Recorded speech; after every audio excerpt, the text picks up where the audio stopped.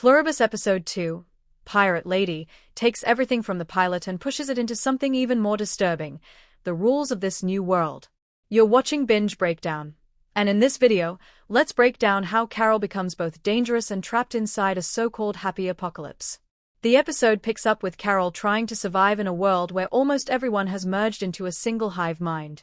She is exhausted, grieving Helen, and still clinging to her old, messy human emotions while the rest of the planet moves in eerie, perfect coordination. A new figure enters her life, Zosia, a representative of the hive mind who shows up looking exactly like the female pirate Carol once imagined for her romance novels. The collective shaped Zosia this way because it has access to Helen's memories, which makes Zosia feel weirdly personal and incredibly unsettling for Carol. Very quickly, Carol learns something terrifying: her emotions hurt the hive. When she lashes out in anger and grief, the joined all over the world experience convulsions and seizure-like events, and millions of people die as a result. That means Carol has power, but using that power turns her into a walking mass casualty event. Zosia, meanwhile, is not a classic villain. She behaves more like a calm nurse or caretaker who truly believes the collective is helping Carol and saving her from herself, which makes her loyalty even scarier. She never raises her voice, never threatens, she just keeps guiding Carol back toward acceptance. The episode also widens the world. Carol travels to meet other immune survivors, only to find that many of them have made peace with the hive because life is now safe.